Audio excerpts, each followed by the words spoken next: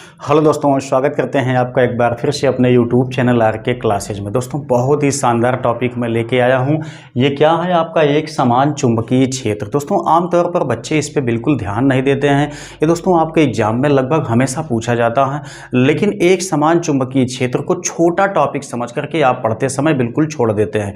ये बिल्कुल भी गलत बात है, चूँकि आपके एग्जाम में दोस्तों ये क्वेश्चन हमेशा पूछा जाता है, बार बार पूछा जाता है। आप उठा करके कोई भी सेट को कभी कभी उठा के देख लीजिए, लगभग किसी ना किसी सेट में दोस्तों ये क्वेश्चन आपका मिल ही जाता है। चुंबकीय क्षेत्र को तो हम जानते हैं दोस्तों, लेकिन एक समान चुंबकीय क्षेत्र थोड़ा सा अलग हो जाता है, ये जल्दी प्राप्त नहीं होता है, इसलिए दोस्तों ये काफ़ी ज़्यादा पूछा जाता है। ठीक है, वैसे दोस्तों हम लोग जानते हैं जो आपका चुंबकीय क्षेत्र बनता है या दोस्तों जो वैद्युत क्षेत्र बनता है, वो आपका उसमें से कभी भी जल्दी एक समान रेखाएं नहीं मिल पाती हैं। ठीक है, लेकिन दोस्तों ये कुछ ऐसे एक्सपेरिमेंट होते हैं जहां से कि ये आपके एक समान चुंबकीय क्षेत्र हमें प्राप्त हो जाते हैं। ठीक है, तो सबसे पहले हम यहाँ पे बात करते हैं कि इसकी डेफिनेशन क्या होगी, कैसे हम इसको समझेंगे। उसके बाद दोस्तों एग्जाम्पल ले लेंगे एक दो ठी, वहां से आपका बिल्कुल सब कुछ समझ में आ जाएगा।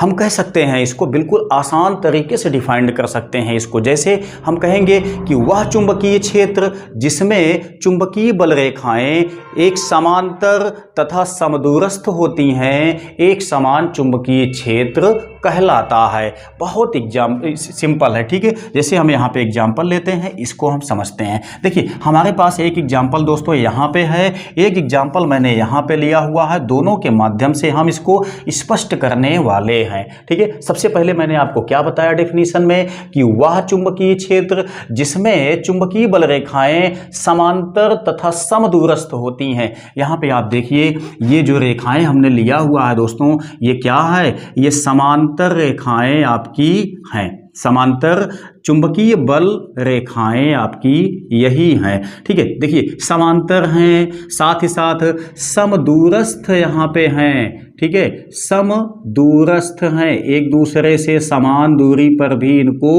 होना चाहिए, तभी ये आपका कहलाएगा एक समान चुंबकीय क्षेत्र। ठीक है, उसके बाद यहाँ पे देखिए मैंने एक परिनालिका लिया हुआ है दोस्तों। इस परिनालिका की एक खासियत होती है कि जब ये लंबी परिनालिका होगी तभी इसमें हमें एक समान चुंबकीय क्षेत्र मिलेगा, अदरवाइज हमें नहीं मिलेगा।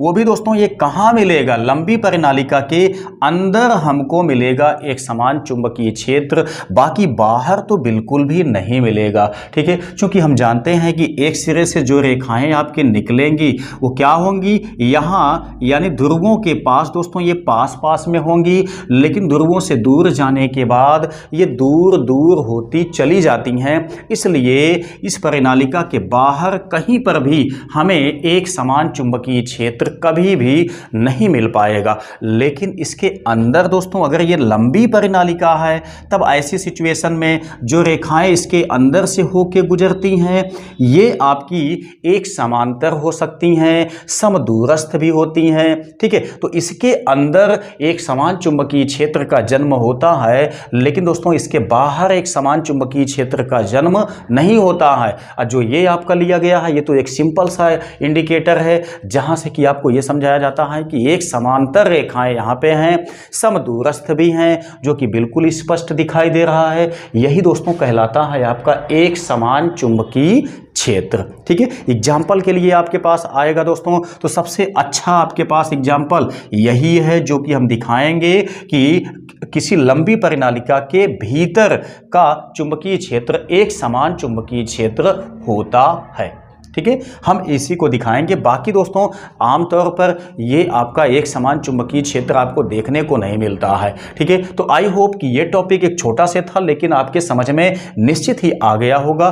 बहुत बहुत धन्यवाद।